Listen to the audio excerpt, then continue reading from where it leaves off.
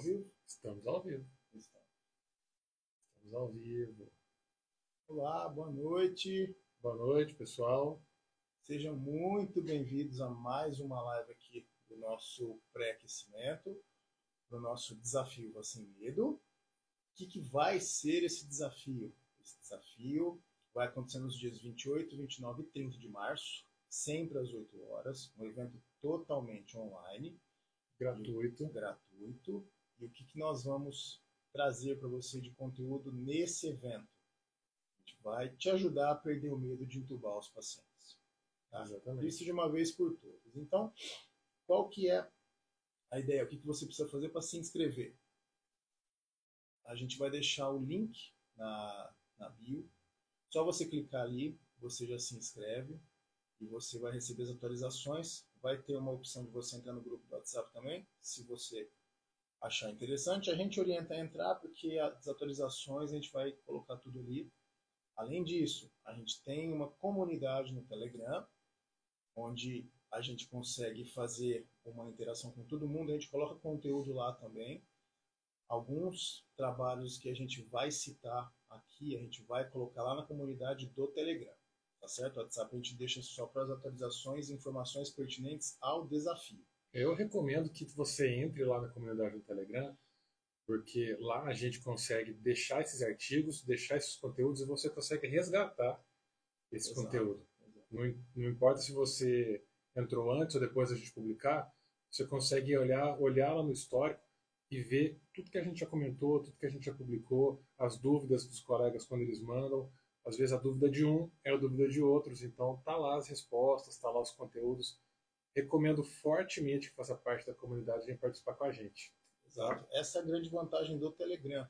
De tudo que a gente postar desde o começo da comunidade, ainda continua lá. E se você entrou, por exemplo, hoje, né, você consegue ver tudo que está lá. Tá certo? Então, o link para a comunidade do Telegram também vai através da inscrição pro desafio. Certo? Então, hoje, né? Hoje eu não precisei ficar esperando o Danilo entrar na live. Hoje a gente já está aqui, junto. né? A gente está em São Paulo hoje, que a gente está fazendo algumas coisas pro Intubem aqui em São Paulo. Então, ficou muito mais fácil, tá? Hoje, o que a gente vai abordar com vocês? Um tema que, infelizmente, eu tenho certeza que muitos colegas menosprezam e sempre acontece assim. Né? Nós vamos falar hoje de viária difícil não prevista. Tá? Então, aquele pessoal do eu tenho traqueia, tem traqueia, eu entubo, né? O dia que se depara com uma viária difícil e você não tem nenhum plano B, nem mental na cabeça, esse é o dia que o jogo vira. E aí esse colega do tem traqueia, eu entubo, vai realmente passar um aperto que não precisa. Já vi colega, inclusive da área da anestésio, passar por causa dessa linha de raciocínio. Tá? O pessoal fica se apoiando na estatística, porque a estatística fala que menos de 1% dos pacientes tem uma via aérea extremamente difícil, que você não consegue entubar, não consegue ventilar, mas esses menos de 1%, a hora que acontece contigo, a hora que acontece com você, aí você não tem nenhum plano B, você não tem nenhum plano C, você não está capacitado ou então preparado para esse tipo de emergência, aí você vai sentir o que a estatística fala. Então, e o grande problema é que assim, a estatística, num primeiro ponto, fala ao nosso favor que a prevalência de viária difícil é baixa. Né?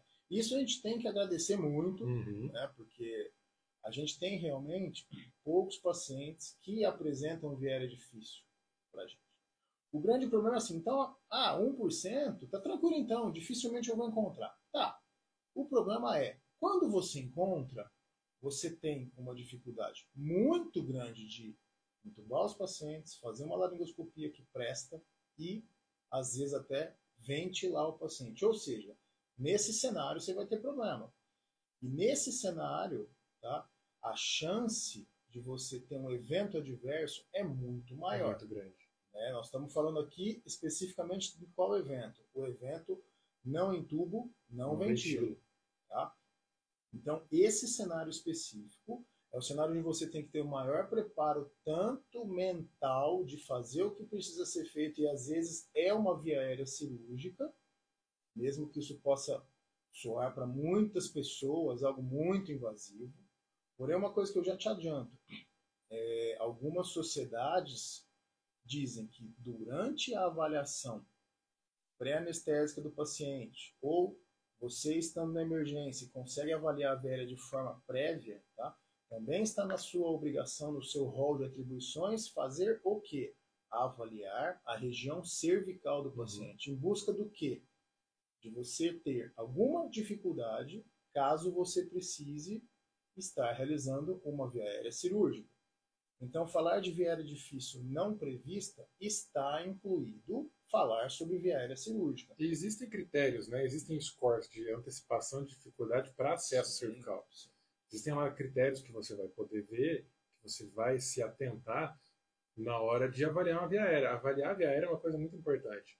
A gente negligencia isso. Eu falo a gente no ponto de vista da urgência, emergência, terapia intensiva, a gente negligencia essa avaliação de fatores de risco de um acesso da via aérea. A gente não está acostumado. A gente pensa que avaliar a via aérea é só avaliar malompate, nosso paciente já está mais rebaixado, a gente não consegue pedir para abrir a boca e mostrar a língua, não vou avaliar malompate, mas esquece dos critérios de ventilação por máscara difícil, de ventilação por supraglótico difícil, de avaliação de via aérea cervical difícil. A gente esquece disso e é importante, né? O grande problema, qual que é? É que se você não torna essa avaliação um hábito, você não faz avaliação. Não fazendo avaliação, você pode se deparar com uma via aérea difícil. Tá? Vamos traçar alguns conceitos. Primeira coisa, o paciente que tem uma via aérea difícil prevista, o caminho, se a gente for falar só de algoritmo, o caminho é um. Tá? Agora, se você tem um paciente que você avaliou, o paciente não tem preditor de via aérea difícil, você vai lá, induz o paciente, faz o bloqueador, faz o rocurona, por exemplo, tem um efeito mais duradouro, pelo menos 30 minutos de bloqueio neuromuscular. E aí você laringoscopa o paciente e não vê nada. Esse cenário é um cenário onde no algoritmo você vai para outro caminho totalmente diferente. No caso de cirurgias eletivas, existe até uma forma, uma das linhas do algoritmo, de você acordar o paciente. Você se deparou com uma via aérea difícil que você avaliou antes e não era difícil, e de repente você encontra uma via aérea difícil não prevista. Nesse caso, você está autorizado num procedimento eletivo, se você não tem um plano alternativo, você não tem um outro dispositivo para tentar intubação, ou você pode passar um supraglótico e dar continuidade ao procedimento cirúrgico. Isso dá para fazer. Mas alguns procedimentos você não vai conseguir. E no cenário de urgência e emergência é mais difícil, tá? O paciente que está em franca insuficiência respiratória, você vai deixar um supraglótico ali ad eterno. Então, você tem essa linha do algoritmo de acordar o paciente e reprogramar com um plano B. Às vezes o serviço que você está de plantão não tem um videolaringoscópio, às vezes não tem um fibroscópio, tá? Então, nessa hora você precisa ter ideia do que você tem na mão para você conseguir traçar um plano melhor. E outra coisa, se você tem o cenário, você não conseguiu intubar o paciente, porém, o paciente, você consegue ventilá-lo de forma adequada, tenha em mente que você não tem um cenário de emergência na sua frente. Porque a gente tem, no começo da prática médica, se eu não intubar, eu vou ter um problemão. Muita calma, nós vamos reforçar de novo. O paciente não morre por falta de tubo, o paciente morre por falta de oxigênio. Tá? Uma vez que você não consegue intubar um paciente, se você consegue fazer uma ventilação adequada, ou seja, você fez a indução anestésica, você literalmente induziu o paciente a ter apneia, você precisa prover um aporte de oxigênio para ele. Se você consegue fazer esse aporte com ventilação, com pressão positiva, com dispositivo bolsa, válvula, máscara, um AMBU, por exemplo, você não tem urgência. Você consegue, ventila o paciente, ele mantém saturação, mantém ali pressão arterial normal, mantém saturação, mantém expansibilidade torácica, mantém curva de capnografia, e aí, nesse cenário, você está lá ventilando o paciente e você está pensando, olha, então, o que eu vou fazer agora? O que eu vou fazer agora? Tem que pensar, né? Você tem uma alternativa, tá? Então, qual que é a grande ideia? Uma vez que você consegue ventilar o paciente, você tem tempo para raciocinar. Então não é um cenário que você precisa sair correndo igual um doido. Falou, não consegui entubar, chama ajuda correndo, calma. O grande intuito da gente sempre estar aqui conversando com vocês é te trazer essa calma que você vai acabar precisando para o manejo adequado de via aérea. Tem uma revisão muito interessante que a gente usou para estudar, para você atualizar recentemente, que fala que quando essa situação da via aérea não prevista, né, do não entubo e não ventilo, quando ela é encontrada, a maior dificuldade daí para frente é o controle psicológico, muito mais psicológico do que o controle técnico. A habilidade de controle psicológica ela é muito mais difícil nesse caso do que a habilidade técnica de partir para um plano B para um plano C. O que é recomendado? Você ter já bem estabelecido e falado em voz alta com a equipe sobre esses planos antes de você entrar no cenário numa intubação numa via aérea difícil. Ou até numa via aérea que talvez você considere fácil, que ela vai ser difícil não prevista, mas fala, olha, se acontecer alguma coisa, a gente vai ter como plano B tal situação. Se plano B falhar, o plano C tem que estar aqui no gatilho. É deixar isso verbalizado, porque isso vai ajudar demais o controle psicológico da situação. Hoje tem se falado algumas coisas sobre via aérea psicologicamente difícil, né? Isso depois a gente comenta em outra ocasião. Mas é interessante esse gancho com o que o Paulo falou, do preparo psicológico e você saber o que vai fazer ou não e passar isso para a equipe. Principalmente, por quê?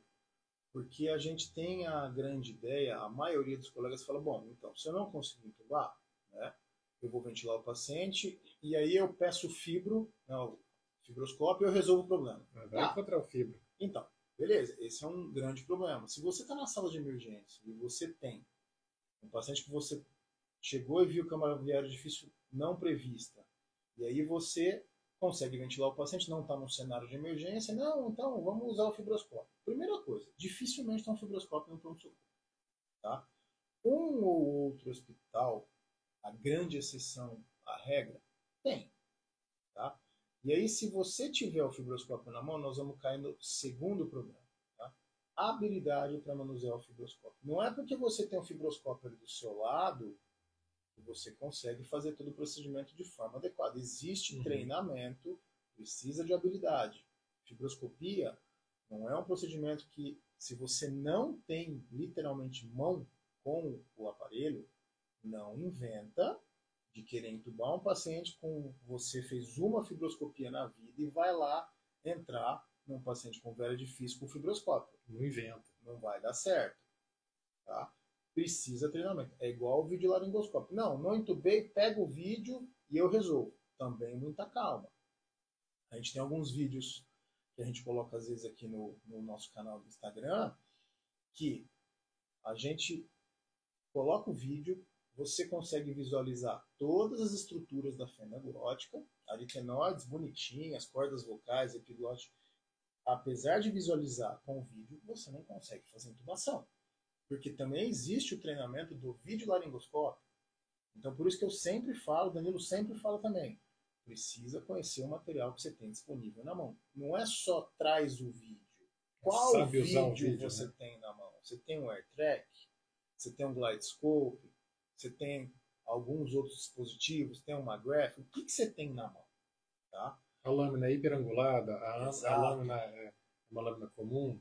Então, esse é o manejo que você precisa ter no caso de encontrar uma vera difícil não prevista. Tá? Então, assim, primeira coisa, né? A gente vai dar alguns tópicos aqui para tentar deixar mais claro esse cenário. Então, esse cenário, uma vez que ele é um cenário não previsto, você não conseguiu fazer um planejamento adequado. Tá? Então, e uma coisa que a gente tem a ideia, a gente fez a primeira laringoscopia, tá? Não conseguiu, vamos supor que você não conseguiu visualizar nenhuma estrutura.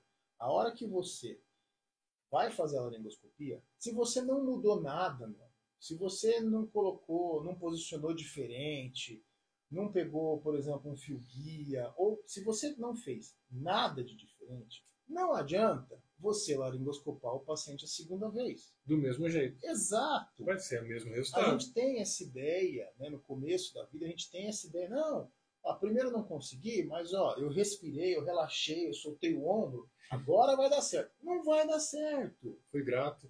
Isso, né? Não adianta. Você precisa ter alguma atitude proativa que tenda a melhorar a sua laringoscopia. Tá? Então, isso é uma coisa. Então, por exemplo, o que é o cenário que a gente mais vê? Né? Você tentou fazer uma laringoscopia, não conseguiu. Tá? O paciente, você olha o paciente sem posicionamento nenhum. Se você vai fazer a segunda laringoscopia, primeira coisa, posiciona o paciente. Você precisa ter um plano de ação, tá? Para você fazer a segunda laringoscopia, porque senão você vai fazer a segunda e não vai ver nada de novo. E aí vai errar outra vez. E aí você está perdendo tempo. Primeiro, você está perdendo tempo de apneia. Que nisso eu espero que você tenha pré-oxigenado o paciente. O primeiro ponto, né? Pré-oxigenação. Então, se você pré-oxigenou de forma adequada, você tem um tempo de apneia antes do paciente começar a desaturar. Então, você fazendo uma segunda laringoscopia da mesma forma que a primeira, não vai te ajudar em nada, você está jogando seu tempo precioso fora. Vamos só relembrar com eles as técnicas de pré-oxigenação mais comuns. Sim. As duas indicações. A primeira é você deixar maior concentração possível de oxigênio num fluxo mais elevado. Por quanto tempo? 3 minutos? 3 minutos uma respiração normal. Na respiração normal, com uma fração alta, está de bom tamanho. Se o paciente está consciente, consegue colaborar contigo, você consegue colaborar com você, você coloca um oxigênio mais alta concentração possível e pede para ele respirar 8 vezes, 3 vezes, 5 vezes. Então, se você não consegue um tempo de 3 minutos para o paciente fazer uma ventilação com volume corrente normal dele, tá? Então você pode fazer 8 inspirações profundas, 8 capacidades vitais, que você inspirar profundamente e expirar profundamente. Tá? O paciente respirando, aqui no caso é 100%, a gente espera que seja 100%, então por isso que não adianta fazer pré-oxigenação com catéter nasal, que a fração expirada é muito baixa. Uhum. Tá? Cada 1 litro do catéter nasal aumenta em 4% a fração expirada de oxigênio. Então, se você tem 21, você tem um catéter a 2, você tem mais 8%, você tem 29%. Nós estamos falando de algo perto de 100. Então, mais tá próximo muito de 100 possível. Então, o AMBU é o dispositivo que a maioria das pessoas utiliza, que tem disponível na mão. Tá? Mas não adianta. O AMBU está aqui, né? Assim, o lateral AMBU está aqui. Está fazendo carinho só aqui. Não está resolvendo. Tá? Então, assim, não é para você afundar a máscara no rosto do paciente, mas assim, você tem que acoplar a máscara. Uhum. Senão não resolve, senão vai ter vazamento entre a máscara e a face do paciente, você não consegue uma fração adequada. Tá? Alguns aparelhos conseguem te mostrar a fração expirada de oxigênio. Tá? A partir de 80%, 85%, você já tem uma pré-oxigenação adequada. Agora, não tem os 3 minutos, então o que você vai fazer? Você vai fazer o seguinte, faz o paciente fazer 8 capacidades vitais no 100%. Aí você já tem uma melhor pré-oxigenação. E lembrar que a pré-oxigenação ela é importante para tirar o nitrogênio que está lá no saco alveolar, que o maior componente do ar ambiente é o nitrogênio, e ter uma concentração próxima a 100% lá dentro do saco alveolar de oxigênio. Isso vai te permitir um tempo maior de apneia, vai permitir que continue acontecendo a troca entre o gás carbônico e o oxigênio ali dentro dos alvéolos, enquanto você mantém seu paciente paralisado, seu paciente em processo de intubação. Pré-oxigênio seu paciente. Acho que a primeira coisa que todos os algoritmos de via aérea difícil, prevista e não prevista, falam. E a gente também cansa de bater e a gente vai bater nisso sempre. Pré-oxigenação é para todos, todo mundo. É para todo mundo, porque a pré-oxigenação reflete aonde? No seu tempo de apneia para você conseguir intubar o paciente, sem o paciente ter dessaturação clínica. Tá? Lembra que o oxigênio, no nível celular, entre o sangue, o capilar sanguíneo e a célula, ele se faz por difusão, ou seja, do mais concentrado para o menos concentrado. Uma vez que você torna o ambiente intrapulmonar rico com oxigênio a 100%, tá? A maior concentração de oxigênio vai ser intrapulmonar, que vai passar do alvéolo pro sangue, né? Ali na parte pulmonar vai fazer hematose, e essa concentração maior que vai chegar no nível microhemodinâmico, tá certo? Uma outra coisa que a gente pode fazer para melhorar isso, que pouca gente usa, tá? Principalmente no ambiente da cirurgia eletiva, mas que a gente tem visto uma utilização um pouco maior no ambiente da terapia intensiva, que é a oxigenação apneica. Isso. A oxigenação apneica é você manter um fluxo contínuo de oxigênio, mesmo durante a paralisia muscular. Então vamos lá. Quando a gente vai fazer indução em sequência rápida, você vai fazer, por favor, uma anestesia, vai tirar a dor do seu paciente, vai fazer um hipnótico e vai bloquear o paciente. Esse tempo de bloqueio para frente, que é um tempo crítico, que você precisa manter uma reserva de oxigênio maior. Se você tem um paciente mais grave, já com uma hipoxemia mais importante, na hora que você já está fazendo a pré-oxigenação, tipo, você está pré-oxigenando o seu paciente, está mantendo ali 90, 88, já tem uma troca prejudicada, já tem uma alteração de parênquima. Você vai bobear e falar, não, pode achar que de 88 não vai passar, eu vou entubar rápido, vai dar tudo certo. Vai dar chance para o azar. Você vai usar outras formas de pré-oxigenação. O que a gente indica, o que a literatura indica? Põe um catéter, por exemplo, um catéter simples, tipo óculos. Bota o fluxo dele lá em cima. Turbilhão, 15 litros para cima. É túnel de vento. E por cima, uma máscara de VNI, por exemplo. Ou um ambu, alguma coisa. Você vai usar as duas técnicas para pré-oxigenar. As duas técnicas simultaneamente. E aí? Bloqueou o paciente. O que eu vou fazer? Você vai tirar a VNI, vai tirar o ambu, se for o caso, vai manter o oxigênio no catéter nasal, enquanto você faz a laringoscopia. Por que disso? É uma questão de física. Se você não tem ainda completamente o paciente denitrogenado, esse fluxo de O2 vai acabar empurrando o O2 para dentro, vai acabar forçando a saída do nitrogênio do CO2, e você vai conseguir mandar um pouco mais de oxigênio para dentro do saco alveolar enquanto você mantém o seu paciente bloqueado, enquanto você mantém a tentativa de laringoscopia de intubação traqueal. Não vai te atrapalhar. Você vai deixar o catéter nasal lá dentro. Pode colocar um catéter, uma mangueirinha de O2 lá dentro? Pode também. A sonda uretral. A sonda uretral que seja. Vai jogar o fluxo lá em cima. Não vai te atrapalhar, não vai trazer malefício, ainda você vai conseguir ganhar uma gordurinha ali de oxigênio para queimar. E no grave, no paciente grave, é muito importante. Esse pouquinho que você ganha faz diferença. Alguns estudos falam que você não você não diminui a mortalidade, mas você altera a morbidade. E esses estudos ainda têm um viés muito importante, que não é conseguir estudar esse tipo de coisa no paciente crítico. Porque geralmente no paciente crítico, a primeira tentativa tem que ser de sucesso, o paciente já tem as intercorrências, já tem um risco maior de ter intercorrências peri-intubação, ali, parada cardíaca, de saturação, etc, etc. Então você não consegue fazer um estudo tão robusto, não se conseguiu fazer um estudo tão robusto ainda.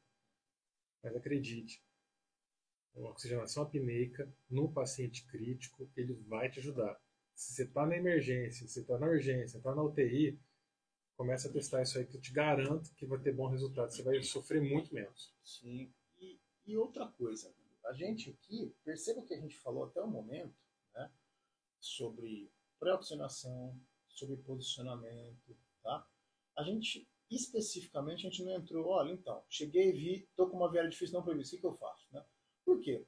Se você fizer todo o planejamento prévio, né, então, a primeira parte do planejamento, qual tem que ser? Você avaliar a viária do paciente. Tá? Se você não fez a avaliação da via aérea, então você pode se deparar com um cenário imprevisto. Logicamente, aqui o tema da live é o cenário que mesmo você avaliou, você se deparou com uma via aérea não prevista e difícil. Tá? Porém, qual que é o intuito da gente estar falando essa linha de raciocínio prévio? É que mesmo pacientes com preditores de via aérea difícil, tá? Vamos utilizar o exemplo paciente obeso. Paciente obeso é o exemplo clássico. Tá? Mesmo pacientes obesos que você já sabe que vai ter um grau de dificuldade para fazer laringoscopia e, consequentemente, intubação, tá? Primeiro porque a circunferência cervical é maior, tá? você pode ter uma abertura bucal menor, você já tem uma restrição abdominal, restrição ali, né? À ventilação por uma capacidade residual funcional menor. Tá? Então, só esses parâmetros já te mostram que esse paciente pode ter via aérea difícil, ou melhor, preditores de via aérea difícil ou preditores de dificuldade de ventilação sobre máscara. Tá? Porém, mesmo esses pacientes, né? Vamos utilizar o exemplo do paciente obeso, que você foi, avaliou e falou, olha, realmente ele pode ter algum preditor de via aérea difícil, então, o que eu vou fazer? Né? Você, primeira coisa, você posiciona o paciente de forma adequada, tá? Independente do que você vai usar, a posição olfativa, ou no paciente obeso a gente prefere a posição de rampa, tá? Particularmente eu coloco o paciente obeso em posição olfativa e dá certo, porque você tem estudo que fala isso. Então, a posição olfativa resolve. Tá? Então, a primeira coisa, posiciona direito o paciente. Depois disso, você faz a pré-oxigenação adequada. Se você conseguir, se a condição clínica do paciente permitir você fazer a pré-oxigenação com o paciente em Trendelenburg reverso, ou seja, o paciente com o dorso elevado, inclinado, tá? Isso aí ajuda demais. Você melhora a capacidade residual funcional porque você alivia o peso do abdômen em cima do pulmão e do diafragma. Então, esse paciente consegue expandir melhor e ventilar melhor durante a pré-oxigenação. Então, você Se colocar PIP, então, nesse paciente... Aí você tem um efeito melhor ainda, com auxílio de pressão expiratória final positiva. Tá?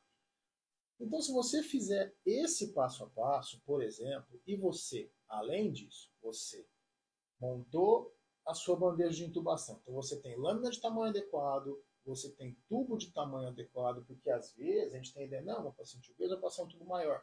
Não necessariamente. Então não adianta você ter um tubo 8,5 só, você tem que ter um tubo de calibre menor. Tá? E não assim, tô aqui laringoscopando, esse tubo aqui não passa, traz um outro. Não, deixa ali do lado. Mas o kit que a farmácia manda, eu já escutei essa, o kit que a farmácia manda, só manda o tubo, por exemplo, 8,5. Pede para o pessoal, para a sua equipe, trazer o tubo adequado. Tem que deixar preparado, né? Criança é o exemplo clássico. Né? Tem um tubo 5 só. Aí você vai, laringoscopar a criança, o tubo é grande. Aí você quer um tubo 4,5. Não tem, tem que ir lá na farmácia, você está lá. Né? Então, esse tipo de bobeira pode parecer no primeiro momento, né? Não é para acontecer. Então, deixa o material, tubo adequado, guia o tubo, para com essa coisa. Eu não uso fio guia porque eu sou bom da boca. Tá, beleza. Passa o fio guia, molda o tubo da forma adequada, certo? Além disso, faz a escolha das medicações de forma adequada. Se você não está seguro em induzir um paciente que você acha que vai ser difícil, tá? E aí, por exemplo, você não quer fazer um bloqueador de longa duração, faz a succinilcolina se não tiver contraindicação. Efeito da succinilcolina, 7, 8 minutos. Então, assim, utiliza succinil. Tá? Além disso, preparou as medicações, pré-oxigena de forma adequada, posiciona. Esses pacientes, mesmo os pacientes que têm alguns preditores de via aérea difícil, quando você faz um planejamento e faz uma sequência, principalmente pré-oxigenação e posicionamento adequado e bloqueio neuromuscular adequado, porque não adianta você ficar fugindo do bloqueador, está mais do que provado que bloqueio neuromuscular auxilia na intubação e na laringoscopia. Se você fizer isso aqui, a enorme maioria dos pacientes que tem algum preditor de via aérea difícil, você vai intubar de primeira e sem sofrer e sem suar. Isso é o grande negócio. Então, é a minoria dos pacientes que vai realmente falar, esse paciente que realmente via aérea difícil. Tá? Então, por que eu estou falando isso mesmo na live que a gente está fazendo sobre via aérea difícil não prevista? Né? Porque eu quero que você tenha o hábito de fazer o quê? Avaliar seus pacientes previamente no quesito via aérea, preparar um plano adequado, tanto de posicionamento, de pré-oxigenação, de tubo adequado, lâmina adequada, dispositivos para te ajudar a entubar. Não, esse aqui eu realmente acho que ele vai ser muito difícil. Se você tiver um vídeo, deixa por perto. Tá? E outra, se você tiver passando algum apuro, alguma coisa que você acha que vai fugir do seu controle, não hesite em pedir ajuda. A chamar ajuda, né? Deixa Chama de ser ajuda. orgulhoso. Não precisa disso em via aérea, muito pelo contrário. Um estudo que fala que se você tentou você tentou 3 vezes e não conseguiu, Chama ajuda. chama ajuda. Já é imediato. Tentou 3 vezes, não conseguiu, pensa o que está fazendo, ventila o teu paciente e chama ajuda. Exato. Não conseguiu ventilar, aí já é outro cenário. Sim, Já é outro cenário. Mas 3 tentativas frustras, mudando as atitudes, né? Não adianta, igual o Paulo falou, eu posicionei e deixei lá. Tentei uma vez, não consegui. Não fiz nada para mudar. Tentei, não consegui. Não vai resolver. Tentou, mudou, posicionou direito, ajustou a medicação, pegou algum dispositivo, pegou um bujo, não conseguiu. Não estou conseguindo 3 vezes. Só tira a mão um pouquinho, ventila teu paciente, chama ajuda, outro colega vem tentar. Isso não é de mérito nenhum, não é vergonha nenhuma. A gente está lá em benefício do paciente e não do nosso orgulho, né? Exato. Isso é muito importante. Tá?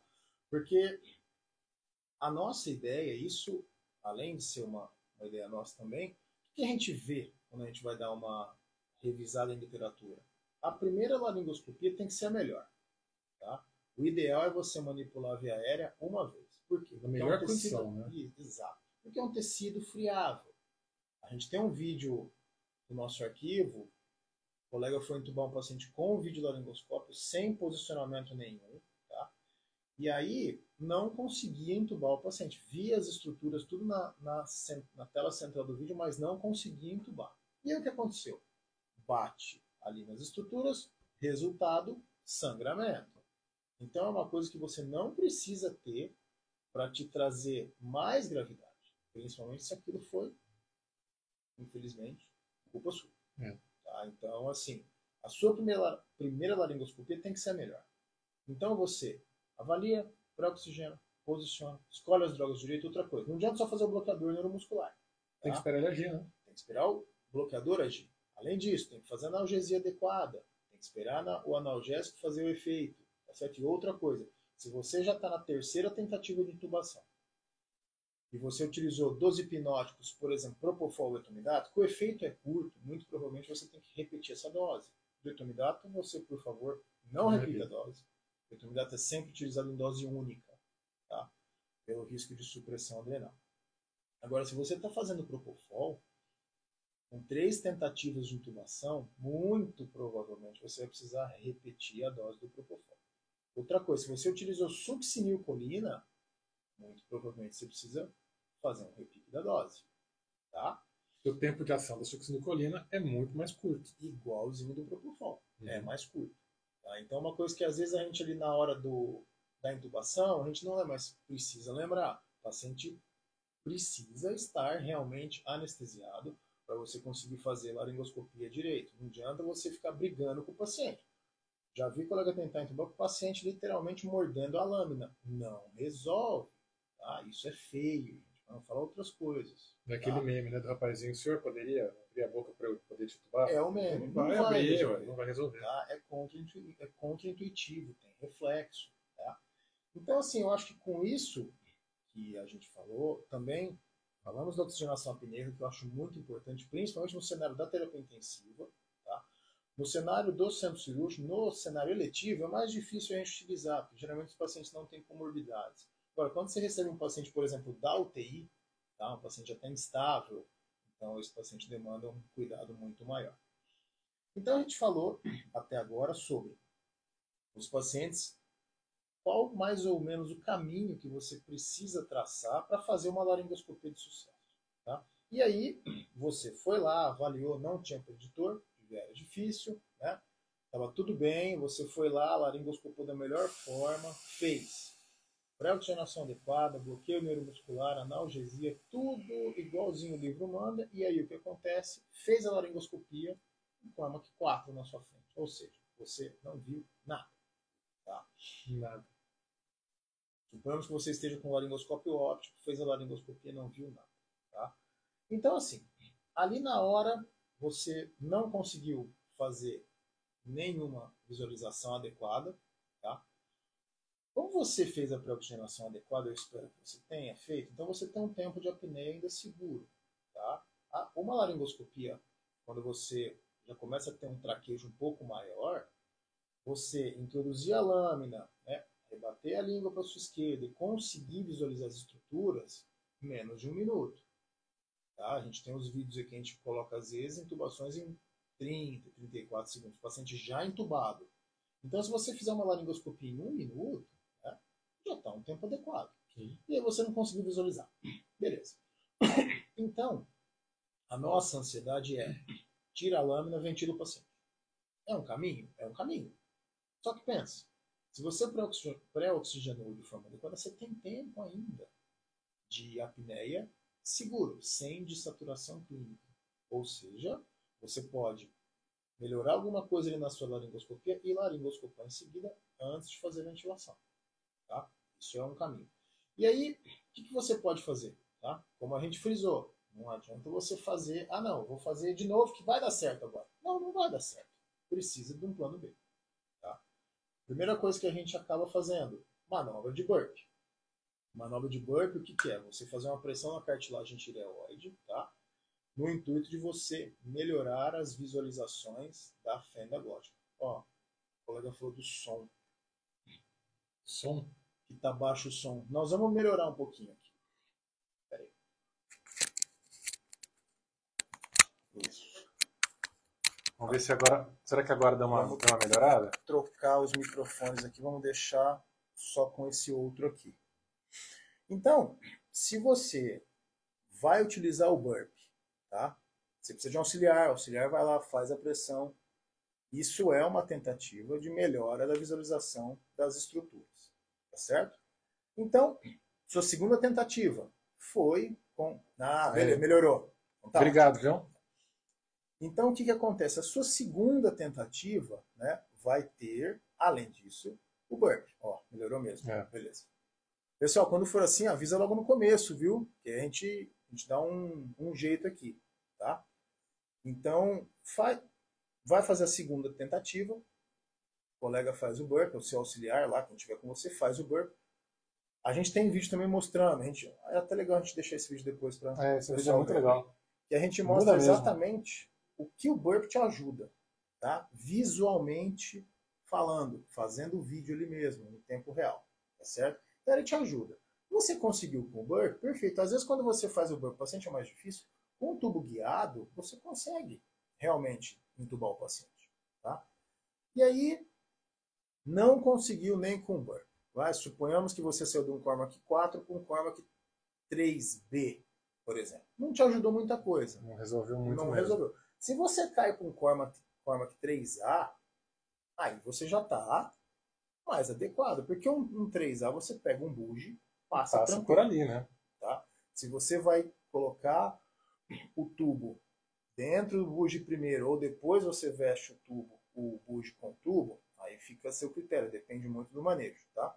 Eu acho mais fácil você ter o bugie na mão e você manusear ele sem o tubo introduzido. Eu prefiro também sem o tubo, deixo para passar o tubo depois. Eu acho, porque uma vez que o bugie está introduzido no lugar certo, por isso, eu prefiro. Uma vez que o bugie está introduzido no lugar certo, você sentiu os anéis traqueais com a ponta do bugie, então você já sabe que está no trajeto intratraqueal. E um detalhe que a gente sempre esquece. A hora que você está laringoscopando e você passa o bugie, o laringoscópio fica. A tendência é passei o bugie, tira o laringoscópio e desce o tubo. Não. Você vai ver a descida do tubo traqueal sob visão direta. Você está olhando ali. Tá certo? Isso é um erro comum. Uhum. Então evita isso. Tá? E aí você conseguiu entubar o paciente. Tá? Agora vamos piorar um pouco o cenário. Né? Sua terceira tentativa de intubação e você não conseguiu entubar, não conseguiu visualizar, você continua com Cormac 3B, por exemplo. Tá? Você está na sua terceira tentativa e não conseguiu. Então a primeira não conseguiu, a segunda com burp, a terceira ali você melhorou para um 3B, não conseguiu muita coisa. Tá? 3 tentativas. Ajuda. Primeira coisa, chama ajuda. Se a ajuda é você está sozinho, porque às vezes é só você na unidade. Tá? Então, próximo plano. Aí você vai. Três tentativas, então você precisa ventilar o paciente, primeira coisa, Existem alguns critérios, algumas diretrizes que falam que entre uma tentativa e outra de intubação, você ventila o paciente. Por quê?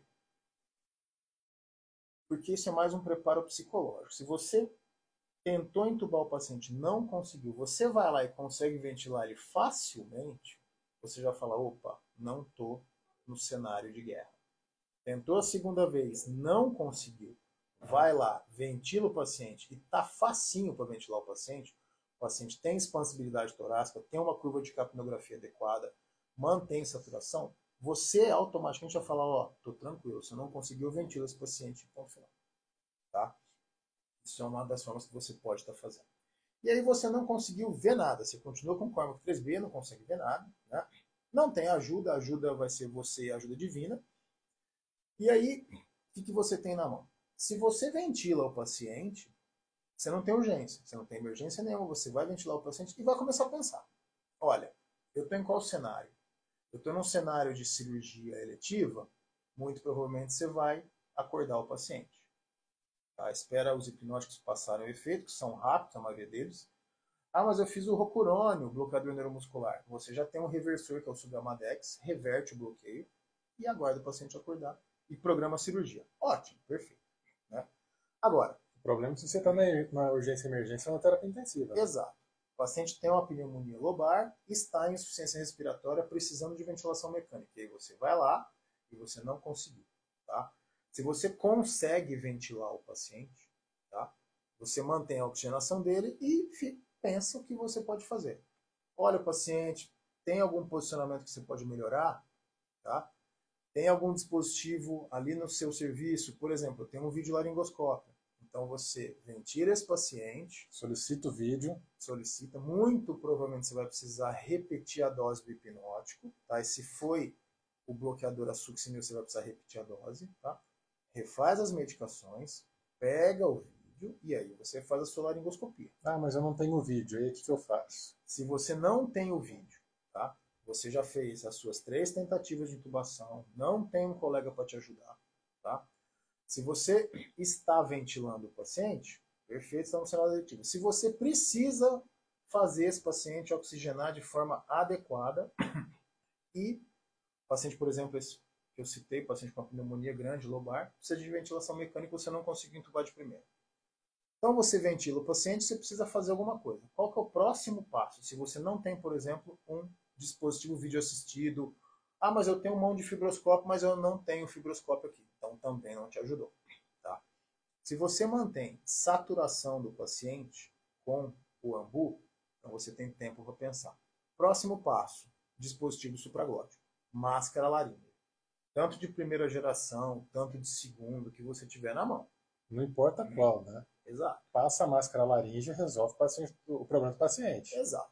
Agora, passou a máscara, tá? Para a máscara laríngea, vamos lembrar também, plano anestésico adequado. Isso. Mesma coisa, tá? Se você optar em não fazer o bloqueador neuromuscular para a máscara laríngea, eu consigo entender, apesar de, num cenário de urgência, eu não concordar. Eu acho mais seguro fazer o bloqueador. Fazer com bloqueador. Até porque aí, com todas as estruturas mais relaxadas, fica muito mais fácil descer a máscara. Muito mais fácil. E um detalhe, a manobra de pressão da cartilagem tireoide para a máscara laríngea, pula. Ela vai te atrapalhar. Ela não te ajuda, porque ela diminui o espaço hipofaríngeo, que é exatamente onde a máscara laríngea vai ficar alocada. Tá certo?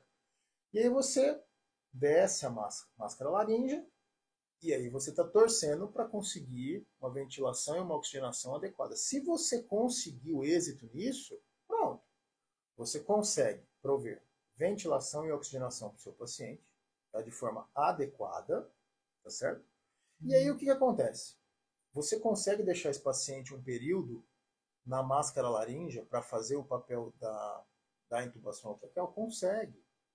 Então, mesmo no cenário que o paciente está em insuficiência respiratória, você consegue, coloca uma máscara laríngea de forma adequada e você conecta no ventilador e aí você fala, bom, agora eu preciso de um outro plano. E aí você tem tempo para pensar. Tá? Alguns serviços você pode chamar o cirurgião torácico, ele vem, com fibroscópio, às vezes até com fibroscópio por dentro da máscara laríngea, em todo o paciente. Tá? Existem algumas máscaras laríngeas mais modernas em que ela já fica tão bem posicionada ali na entrada da via aérea que você consegue passar o buge pela máscara laríngea, você sente os anéis traqueais passando, tira a máscara laríngea e passa o tubo por ali. Sim. Isso sim, são máscaras mais modernas. Sim. As de primeira geração, que geralmente é o que a gente encontra na grande maioria dos pronto-socorros por aí, você não consegue fazer. Mas você consegue passar a máscara e ventilar teu paciente. E uma dica importante, eu não sei qual o tamanho da máscara laríngea usar. Cada pessoa precisa de um tamanho diferente. Tem lá do lado da máscara falando, essa máscara número tal, para tamanho tal, a tal. Exato. Não precisa decorar. Não precisa decorar. Tá marcado. Olha, fala, esse paciente tem o quê? 1,70 m, então eu vou ver aqui, ó, essa máscara 3 não, máscara 4, máscara 4. É. Vai estar lá descrito na lateral qual máscara você vai usar. Sim.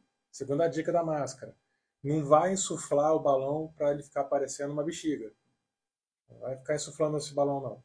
Insufla um pouquinho, sente que ele está firme, passa ela, não vai passar ela totalmente desinsuflada, né? Sim, eu costumo passar um pouquinho insuflado. Passa e depois você insufla aquele cuff para poder deixar ela bem firme lá dentro. E outra coisa que a gente tem a ideia de achar que quanto maior a pressão do cuff da máscara laríngea, melhor. É exatamente o contrário. Quanto maior pressão você necessita insuflar no cuff, tá? A sua vedação e o seu acoplamento fica pior. Então, se você está utilizando uma pressão muito alta no cuff da máscara laríngea, você precisa trocar a máscara laríngea. Passa um tamanho maior, tá? Porque a pressão do cuff é outra coisa, pessoal. Quanto que eu vou insuflar? No cuff da máscara está escrito o volume máximo de ar que você vai insuflar. Então não precisa decorar nada disso. Não precisa decorar o tamanho nem a pressão. Isso. Agora, terceira dica de ouro da máscara laríngea. Ela é uma ponte. Por favor. Ponte por favor. De manejo de via aérea. Bem lembrado. Já aconteceu algumas vezes da gente receber paciente no pronto-socorro, na UTI. O paciente está lá com a máscara laríngea 24 horas, 30 horas. Não dá, gente. Mas está ventilando, está ciclando tão bem, está bem acoplado. Não. Mas não é para isso que serve a máscara laríngea, é para te salvar na hora de uma intubação difícil. Não consegui intubar, não visualizei, tentei 3 vezes, não tem ajuda, não tenho vídeo laríngeo, não consegui visualizar a estrutura, passa a máscara, ventila, beleza? Chama alguém, leva para um outro serviço e o colega da UTI, o colega do centro cirúrgico vai lá e troca essa máscara laríngea por um tubo orotraqueal adequado. Tá certo? Máscara laríngea eterna também não funciona. Tá? Então, vamos fazer só uma mentalização aqui do raciocínio. Você, primeira vez, tentou laringoscopar, não conseguiu.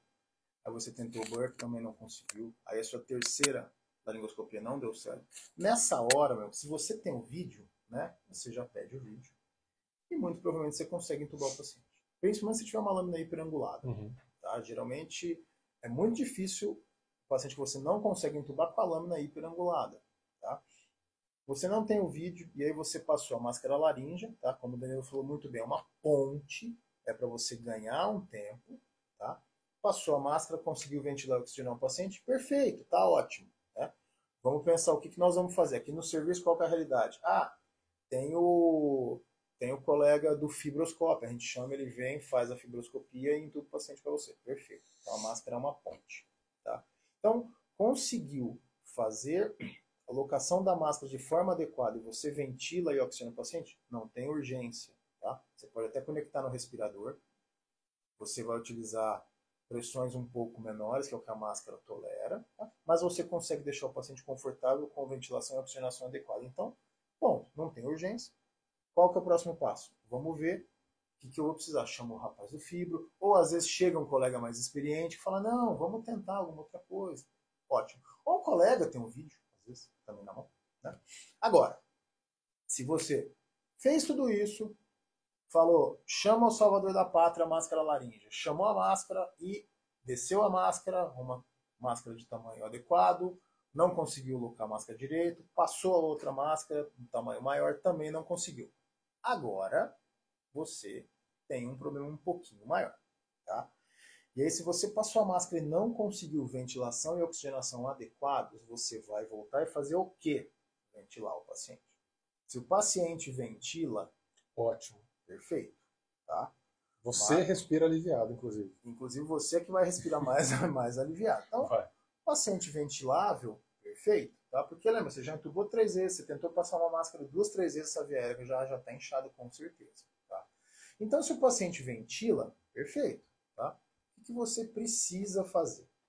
Se esse paciente precisa realmente de um suporte ventilatório mecânico ali na hora que não dá para esperar mesmo você ventilando, tá? Você vai precisar partir por uma outra alternativa, que é a via aérea cirúrgica. Tá? Porém, se você ventila o paciente de forma adequada, dependendo da logística do serviço que você está, você pode pedir, por exemplo, ajuda, vem um outro colega, pode te ajudar de alguma outra forma. Tá? Agora, a pior parte vem agora. Se você está no cenário que você passou a máscara laríngea, não conseguiu ventilar o paciente, não conseguiu oxigenar o paciente, e aí você vai ventilar o paciente devido às várias tentativas de manejo e de manuseio da via aérea. Essa via aérea torna-se obstruída, torna-se edemaciada e você não consegue ventilar esse paciente, aí você está no cenário de guerra. Não é nem de emergência, é o cenário de guerra. Por quê? Se o paciente está lá anestesiado e você não consegue ventilar ele de forma adequada, não consegue entubar, não consegue passar uma máscara laríngea, você precisa fazer esse paciente oxigenar de alguma forma. Se você não consegue com ventilação com pressão positiva, e nem com máscara, e nem com tubo, se você não fizer alguma coisa, e eu te aconselho, com certeza o Danilo também, a fazer rápido, esse paciente desatura. Porque pensa, vai morrer. Se você tinha 7, 8 minutos de tempo de apneia seguro, com 3 tentativas de intubação e 2 passagens de máscara laríngea, esse tempo já foi embora. Já foi pelo menos 2 minutos, assim, sendo bem otimista. Eu diria que mais, extremamente, né? Otimista. Extremamente otimista. Tá? Então, assim, seu tempo de apneia acabou.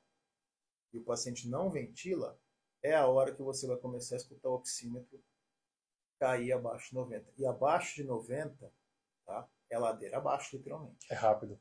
Então, o que você vai fazer? Não consegue entubar de forma nenhuma. Você, infelizmente, ou felizmente, você vai ter que partir para uma via cirúrgica. Porque esse cenário não entuba, não ventila, o paciente para na sua frente por hipóxia. Tá? Porventura, o paciente parar por hipóxia na sua frente é uma morte totalmente evitável.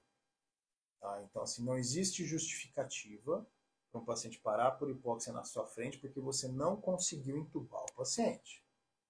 Tá? Existe a via cirúrgica para esses casos. Ninguém vai te crucificar porque você fez um acesso cirúrgico no paciente e salvou o paciente de uma parada por hipóxia. Vamos te crucificar se você tinha a opção de fazer e não fez, deixou o paciente morrer. Não fiz, não sei, tenho receio. Quem lida com via aérea precisa ter um plano de via aérea cirúrgica. Ninguém está falando de traqueostomia, nós estamos falando de cricotireoidostomia que você faz de uma forma extremamente fácil. Você não vai dissecar por planos ali na emergência. Não, vou dissecar por planos aqui. Não, isso é para o cirurgião. Vou afastar a musculatura. Não, você vai fazer isso naquele momento, isso né? É para o cirurgião. Tá? Então... Mesmo se você for cirurgião, não vai fazer uma traqueostomia por planos numa situação de não entubo, não ventilo. Não tem esse ego. Faz a crico de 4 passos, ainda a gente vai falar sobre isso. Não, e se você é cirurgião ainda, você faz uma crico dessa em 15 segundos. 15 segundos. Mesmo, mas a técnica que a gente conhece, você faz de qualquer forma, em 15, 20 segundos, 15, é muito rápido. É engraçado que a maioria dos algoritmos de via aérea difícil fala que se você chegar numa situação de não entubo, não ventilo, você tem a opção de pensar no fibro, de pensar não sei o quê. A gente desaconselha completamente isso. Que eu já passei por uma vez essa situação do não entubo, não ventilo e eu parti para a via aérea cirúrgica. Minha linha de raciocínio foi, tentei 3 vezes, não consegui. Chamei o colega não conseguiu. Passei a máscara laríngea, não ventilou. Nesse momento eu já falei para a equipe, me vê um bisturi. Sim.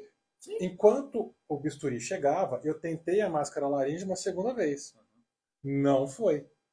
O paciente nessa ocasião já estava saturando abaixo de 70. Era crise. Crico, rápido, menos de 15 segundos a crico foi feita. passou o tubo, o paciente ventilou, acabou o problema, Acabou cirurgia o de problema. tráqueo no dia seguinte. Sim, acabou o problema. Então, primeira tentativa de máscara não deu certo, já, ó, traz um bisturi para mim, Sim. por favor. Sim. E a gente até achou um trabalho que foi bem chamativo, assim, que tipo, ele mostra um algoritmo, né? E tipo, ele coloca um alvo de saturação de 30%. Não faça isso. Não deixa chegar nesse patamar, gente. Você vai perder a guerra. Se for um paciente ainda com mais comorbidades, esse paciente não aguenta, tá? Assim, nem um paciente extremamente jovem, sem comorbidade, está preparado para aguentar uma saturação de 30. Então, tipo, se a saturação está menor que 30, você vai para a viária cirúrgica, uma das linhas do algoritmo, né? E se está maior que 30, então você tenta uma máscara laríngea. Olha, na minha cabeça, o paciente está saturando 30, não é para você passar uma máscara laríngea nele. Você já perdeu o time, você já perdeu a guerra, o seu tempo de apneia já foi pro saco literalmente. Dona Joana, 70 anos, carga tabágica de 60 maços ano, com DPL6 exacerbado, não entubo, não ventilo, saturando 30, não dá tempo de fazer. Não vai dar tempo. Então, assim, a ideia dessa live, qual que era? Né? Tentar te mostrar como que realmente acontece ali. Tá? De que forma que você vai se portar e pensar nesses cenários. Tá? Nesse cenário que você já passou a máscara laríngea, não conseguiu fazer o acoplamento perfeito de ventilação e oxigenação, não vai demorar muito para esse paciente começar a desaturar. E a hora que chega no 90 é crítico. Tá? É ladeira abaixo que vem a saturação. E aí você se desespera, a mão começa a tremer, a equipe começa a ficar preocupada porque fala que o paciente vai parar porque o doutor não conseguiu entubar. O doutor vai parar porque não está conseguindo entubar. O doutor também vai parar. Então, assim, é um cenário horroroso. Essa é a verdade. Então, esteja preparado para esse cenário, porque fatalmente vai acontecer com quem mexe com via aérea. Lembra que a gente falou, lembra que eu falei ali logo no começo da live. Principal dificuldade numa situação de não entubo, não ventilo, não é a técnica. Se você tiver a técnica bem sedimentada, é o preparo psicológico de lidar com uma situação estressante. De lidar com uma situação estressante para você e para a tua equipe. A técnica tem como a gente aprender. O preparo psicológico também, mas eu acho que quando você tem um preparo técnico, você sabe as opções que você tem, você sabe manejar as opções que estão ali disponíveis para você, o preparo psicológico é mais fácil. Então, tenta sempre mentalizar isso, verbalizar para a tua equipe quais são os seus planos A, B, C e D, e por aí vai. E a gente tem a ideia de sempre pensar, não vai acontecer. Tá? Não vai acontecer com a gente, não vai acontecer comigo, tá tranquilo, eu consigo entubar tranquilamente. Só que assim, a primeira vez que você passa um apuro desse porte, porque aí na hora... Você não esquece mais. Você não esquece mais. Então aí você vai começar a fazer um planejamento melhor. Então você não precisa aprender na hora da guerra. Você consegue fazer um planejamento muito melhor. Tá? E eu vou frisar uma coisa aqui com vocês. O paciente que você está vendo, tá? Que você não consegue entubar, primeira máscara laríngea não dá certo, tá? Ó, tem um colega deixando uma crash airway. Apoiar os colegas em intubações é uma boa opção de dar... Eu não entendi muito bem, David. Você falou apoiar os colegas em intubação é uma boa opção de dar mão aos colegas. Eu não entendi direito o que você quis dizer, tá? Então... Eu não sei se é isso que ele quis dizer, mas eu acho que a gente falou agora há pouco sobre apoiar os colegas assim, e ajudar na boa vontade sem se preocupar em criticar. Sim. Né? A gente chama por ajuda, a gente espera que o colega venha nos ajudar e também assim, não é depositar totalmente a esperança que aquele colega vai conseguir, mas trocar a experiência e ter a humildade de pedir ajuda e a tranquilidade de oferecer quando alguém precisa. Acho que isso é essencial. E uma coisa que tem que deixar aprende-se muito um com o outro, né? Muito. E o que precisa estar claro, o paciente é seu, tá? Você chamou ajuda, tem ajuda disponível, tá? Se você entrega todo o cuidado pro colega, é uma coisa. Porém, às vezes o colega vem, tá? No algoritmo você vê 3 tentativas de intubação e aí você pode chamar um colega mais experiente, tá? ele faz uma tentativa. Se você vê que o colega que veio para te ajudar estava tentando mais uma, 2, 3, 4 vezes, isso também não é conduta correta. Tá? O colega mais experiente que vem para fazer uma tentativa é realmente uma tentativa. O colega não conseguiu, o colega mais experiente fez uma tentativa de intubação, que está sendo a quarta, ele não conseguiu intubar o paciente, não é para você ficar enrolando também, tá? Fala, olha, vamos tentar uma máscara laríngea, mas já pede o material de cirúrgica. Porque muito provavelmente esse cenário vai acabar degringolando, e aí no caso vão ter vocês dois lá. É uma coisa que até o David falou e me fez lembrar, em um dos serviços de terapia intensiva que eu trabalho em Uberlândia, a gente tem o costume de não entrar no leito sozinho para entubar um paciente. Seja esse paciente qual for. Esse costume veio de um coordenador nosso, que a gente começou isso na época do Covid. Ninguém entra sozinho para entubar. Deu 3 horas da manhã. Vai precisar entubar um paciente. Está no meu horário? A equipe de enfermagem já sabe. Doutor, o Danilo vai entubar um paciente. A gente está te chamando para lá. Não sou eu que estou chamando, a equipe já chama. Que legal. Porque ninguém entra no leito sozinho para entubar. Sim. Acho que isso aí dá uma segurança. Nem que seja um apoio psicológico. Sim. O Paulo, tô aqui, qualquer coisa que você precisar, tô aqui. Tô com a luva. Sim.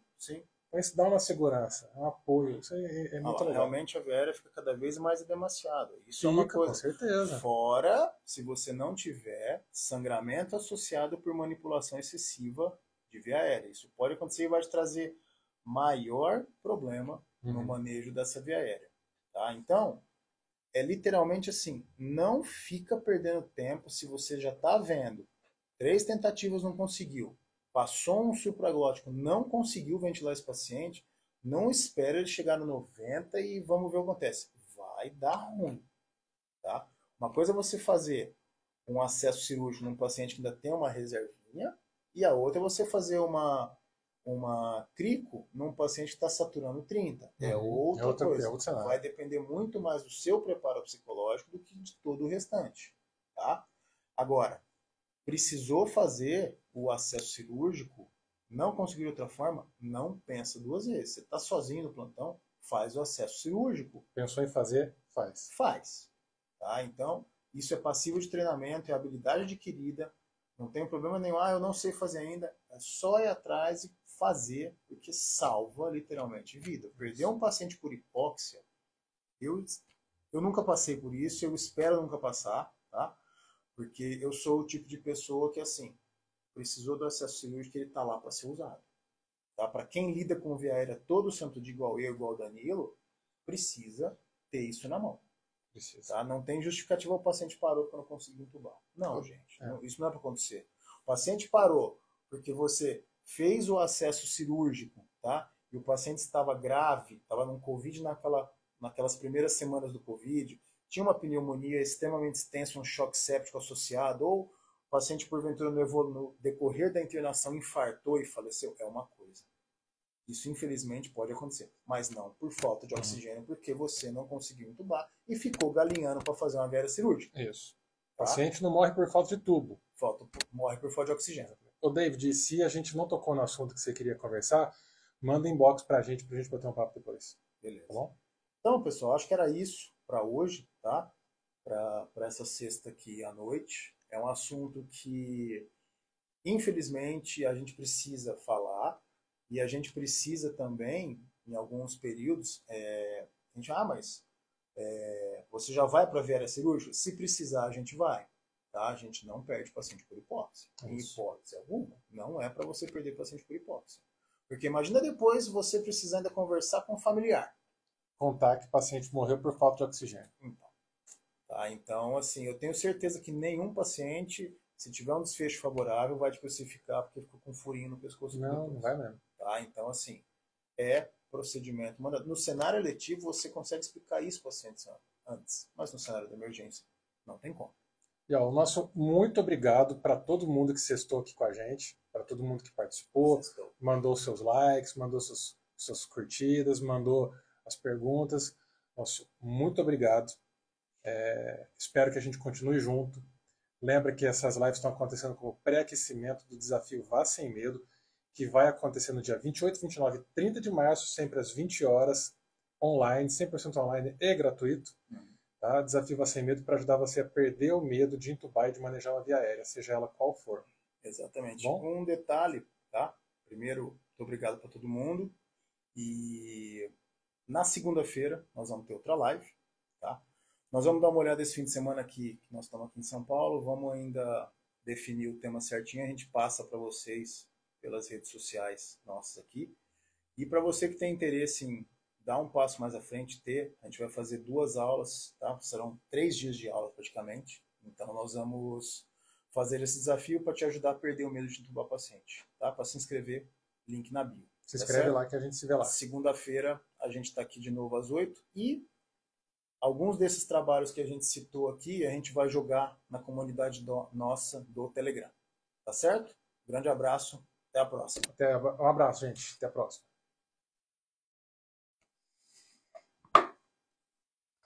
Isso.